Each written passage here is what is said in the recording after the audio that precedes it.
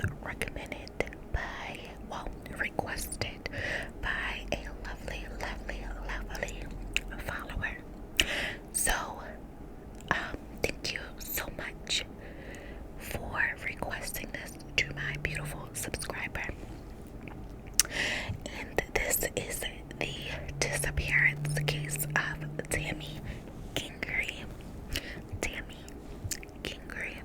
So, before we get into this case, I want to say that if this will affect you in any way, please, please, please do not watch it. We are not supposed to be living a life where we are purposely putting ourselves in situations that will disrupt our happiness. So, again, if this is a case that you cannot handle and you feel like the rest of your day or your night or your week will be disrupted, please do not watch. There are a lot of other videos, whether it's on my channel or whether you want to watch on someone else's channel. But don't do that to yourself, okay? Please. I'm not going to be having wine in this video because I have some running around to do and I do not drink and drive. So, it is 3 o'clock, 3:40 where I am. So I thought, let me just get this video out so I can start running around doing my errands. So I'm going to count you down before I start the video. So this is for people that that should not watch the video if you can't handle it. I'm counting you down. So you have 5, 5, 5, 4, 4, 4, 3, 3, 3, 3, 2, 2, 2, 2, 2, and 1, 1, 1, 1, 1. So, again, this is the story of Tammy Kingery. And she was born on April 13th of 1977. So Tammy was a nurse and she was practicing in her field in South Carolina.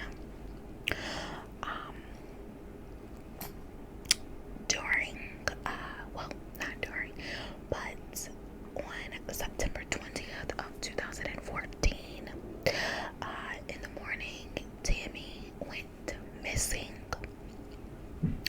So, she called her husband from work and she asked him to pick her up to take her home because she wasn't feeling well. Now, when it talks about her not feeling well, let's back up a little bit. So Tammy was suffering from depression leading up to the day that she disappeared. So,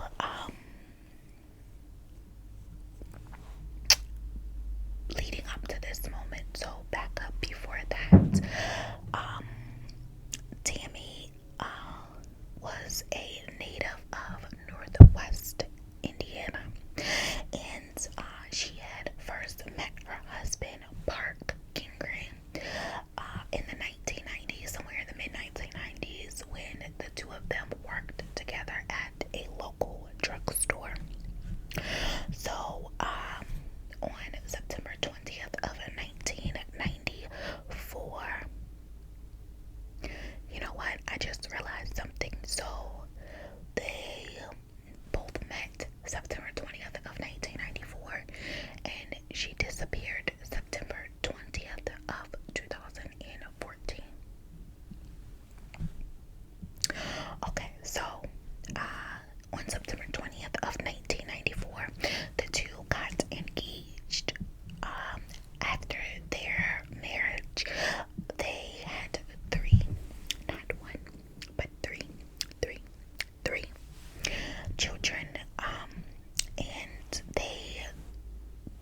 settling down, and they built their home in a wooded area of Edgefield County, South Carolina. So that's just north of Augusta. Augusta, Georgia, that is. So, Park, which is her husband, he got a job as a welder near the North Augusta area. So Tammy then went to school to get a degree, and that's where she studied to become a nurse. So she graduated in 2001, and she took a job as a nurse at a local branch in a nursing home. So that is where she was still working in September of 2014 when she disappeared.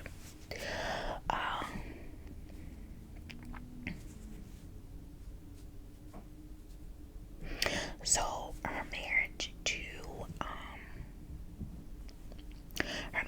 to Park was strained, and her father, who he still lived in Indiana, he said that he wasn't aware of any marital or psychological issues that his daughter may have had at the time. Her mother, however, said that the couple, Park and Tammy, had grown distant from each other since their youngest son was born, and Tammy had also considered divorcing Park. So this is when the mom then noticed that Tammy was struggling with depression, and this was an ongoing situation where she sought for help and was given medication for it. So it then led up to these depression spouts led up to her having an extramarital affair, and then she attempted to take her own life more than once. So during the first weeks of September, Tammy seemed to be suffering physically, according to her husband Park, and she had missed a few days of work, which everyone said was unlike her. She was known to be responsible. You know, she could be counted on for clocking in every day for work. But when they noticed that she missed a few days, this became, like irregular to her husband. So she often, like as soon as she clocked out of work, well, as soon as she got home from work, she would automatically just go to her bed. She wouldn't do anything else. She would just walk in the house and go to her bed. And it became a point where Park said that Tammy would tell him she felt like there was no treatment that would help her. She just felt hopeless and didn't see any improvement with the medication that she was taking either. So during the middle of September, so around September 16th, Tammy had started having trouble sleeping. And one night she woke up severely sweating, and it was to the point where she had to change her clothes because that's how much sweat was going on. So she confided this information in these new night sweats and not being able to sleep to her two sisters, with whom she regularly spoke to them. So they both told her that she needed to make an appointment to see the doctor, which she did, and she had set her appointment for September the 21st. So that would have been one day after she disappeared. On the morning of September 20th, 2014, Tammy had went to work, and she started her shift at 7 a.m. said that they noticed that she was extremely agitated about something, but they did not know what was going on, and she was like raising her voice in a conversation, and she was seen checking her blood pressure 4 times, finding it to be high. So the co-workers were shocked, because this isn't the behavior of Tammy. So they tried to get her to calm down. So they were talking to her, urging her to calm down, because her agitation was going to continually raise her blood pressure and her heart rate. So not too long after she got there and all of that had taken place, she had called Park to pick her up, and she said that she wasn't feeling well and that she was lightheaded, and she just wanted to come home. Since she did not feel like driving herself, he picked her up. So she left her car at work, and he brought her home, where she immediately changed into her pajamas, and she went to go lay down and take a nap. So around 10 a.m., he left with his 2 sons. So he took his 2 sons to go do some errands, to allow his wife time to rest in peace. But their daughter was still at the house of a friend, which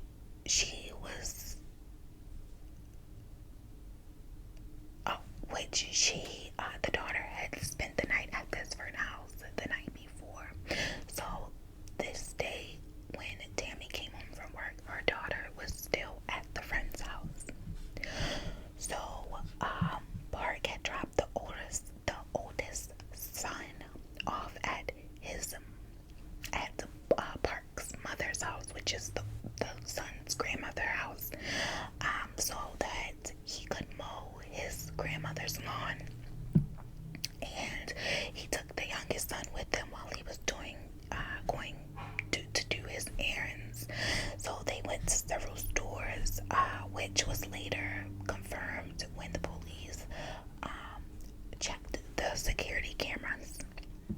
When Park returned back to the house, their dog was outside and the door was locked. So they went in, and inside they found a note that Tammy had wrote, and it said, "Gone for a walk. Be back soon. Love you." So Tammy initially was reported to have taken a Hard Rock Cafe backpack with her. So that's a restaurant, if you guys don't know. So there was reports saying that she was walking with this Hard Rock Cafe backpack. But then that was later changed to saying that the backpack had been sold a week before at a yard sale, so she was not carrying that backpack. So the odd thing was that her purse, her wallet, her cell phone, and keys were all still left inside the home when she left to go take her walk. So when Park saw the note, he automatically believed that something was wrong, and he first thought that she had attempted to walk back to her job to get her car, and he thought that's where she went. So he left his 2 sons at the home, and he drove the route that she would take, but he did not find her. And again, he was going the route of her job. So he called his daughter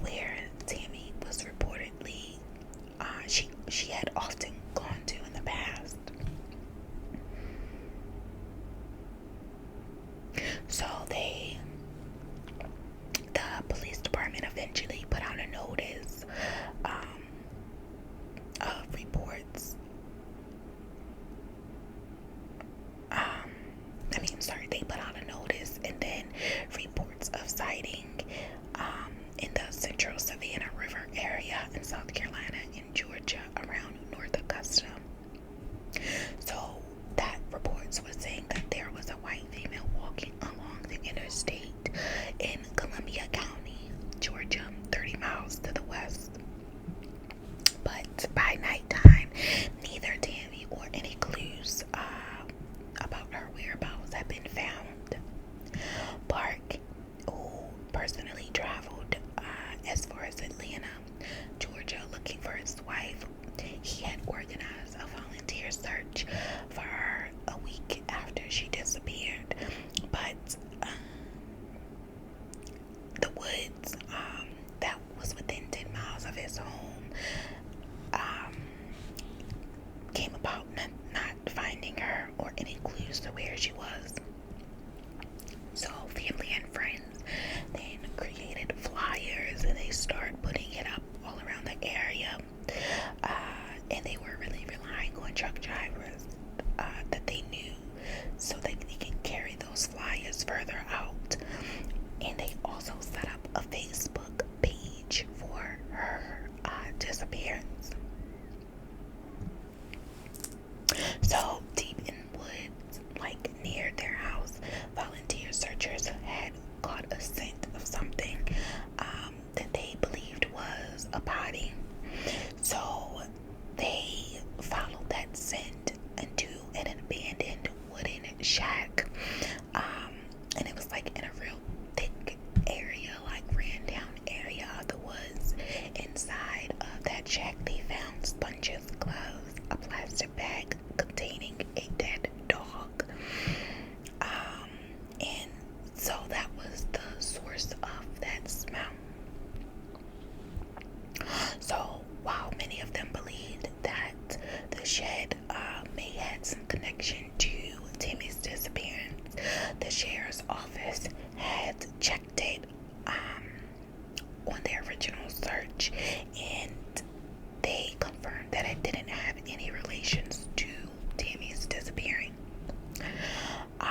So while the police believe that some of the volunteer searchers they were not convinced, and one of them said that someone went to a lot of trouble to put that dead dog there.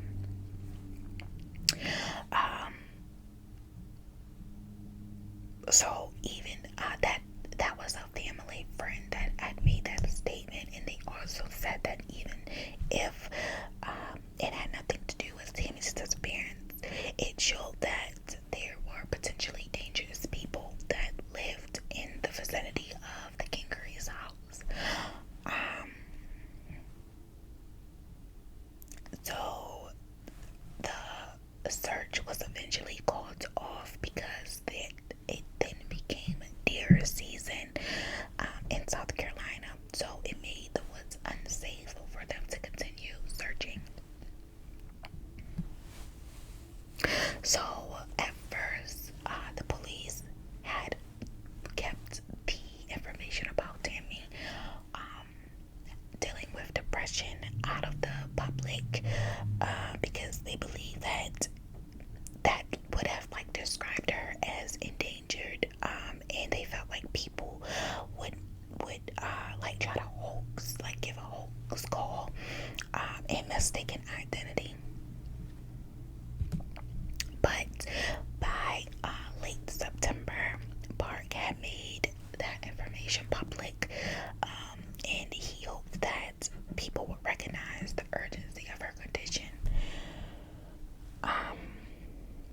So police had took Tammy's phone to see if anything might help, indicate what she did or what she intended to do that day. They had found 2 sets of text messages from other men, which they described as romantic messages.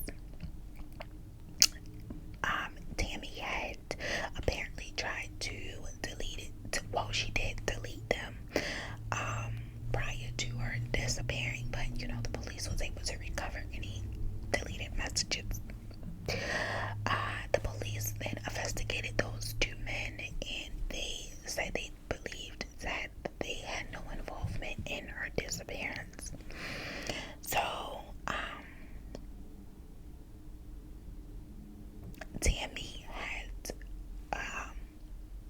she enjoyed motorcycles, and so did her husband.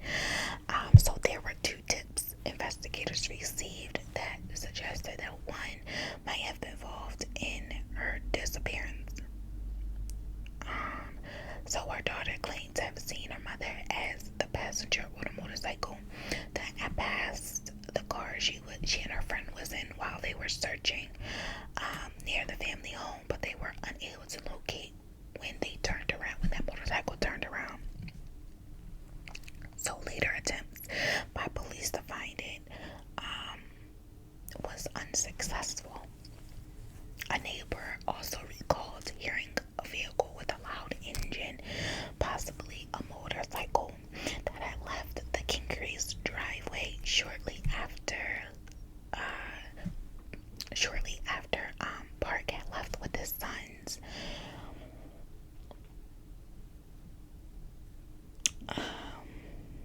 So that was another, tip. So there were a lot of questions that Tammy's friends and family had about her disappearance, because that was unlike her. Like, she suffered from depression, but they said she would never leave her children behind.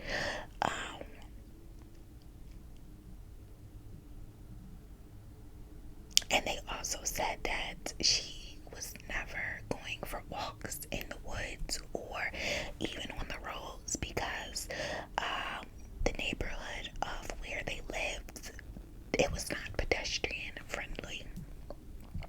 And so if she did want to go out, to clear her mind, she would have drove to a town where it's better suitable for her to get out and walk around. They had also found it unusual that she left a note, because she always kept in touch with her family and friends and her co-workers by text messages.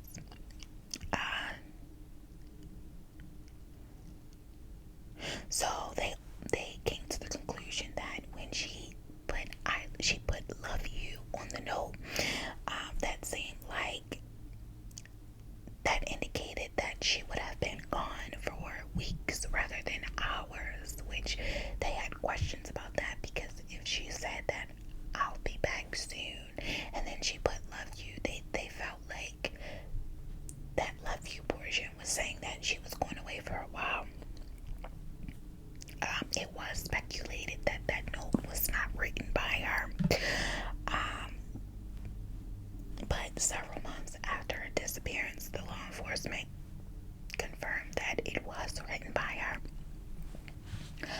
Another question turned up was about the house being locked when Park and his son returned. So the house main door could not be locked. The house's main door could be locked only from the outside with the key. Yet Tammy's keys were found in the house, also with her purse, her wallet, and her phone. So that was suspicion as well, because it's like, how did she lock the door behind her if you can only lock it from the outside?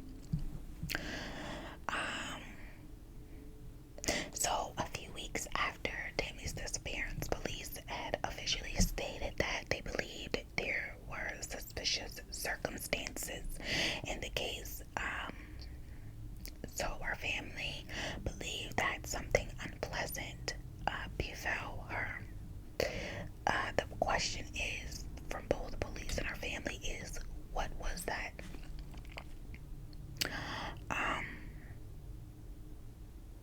So Park said, unfortunately, this is what his statement was to the TV station. He said, unfortunately, she developed a depression, and I think that's what led to her leaving. He said that Tammy would sometimes tell him that she needed to get away, and according to one account, she attempted to suicide 2 weeks before her disappearance. And it had been suggested that the disappearance was another suicide attempt that would have left her body undiscoverable.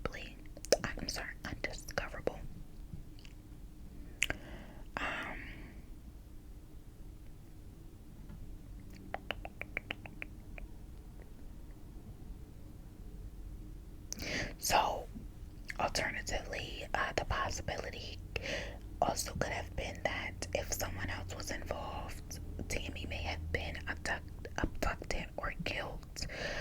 And Park said, I've always thought maybe someone just got in the house and took her because of how many personal items she had left.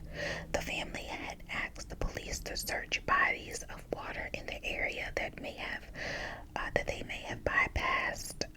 But the chief investigator for the sheriff's department said in 2016 that a body would have floated to the surface by then.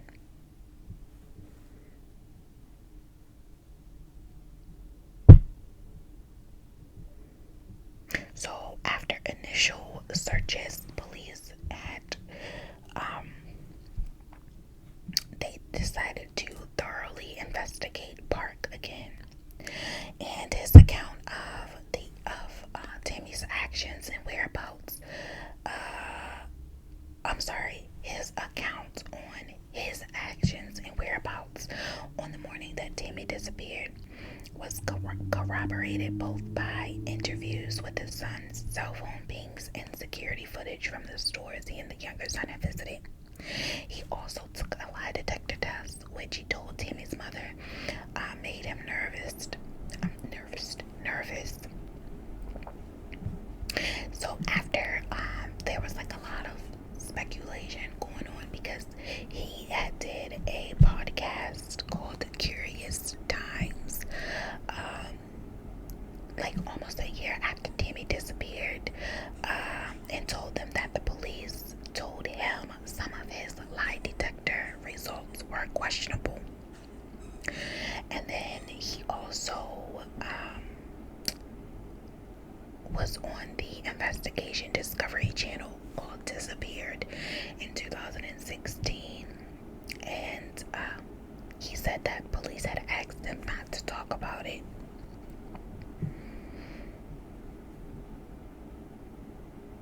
So initially he had a $4,000 reward up for anyone that found his wife, but he later then had to take that back because he had to pay bills, being as though his wife's income was gone. He later filed for bankruptcy and might have to sell his home and move in with his parents. So, as of now, Tammy Kingery has not been found. So, if you know anyone who has more information about her, reach out to the South Carolina law enforcement and give your tips. So my prayers and positive thoughts goes out to this family that they will either find her or if she is deceased, that they will be able to recover her body so that they can properly lay her to rest. As always, thank you so much for watching. If you have any other requests, please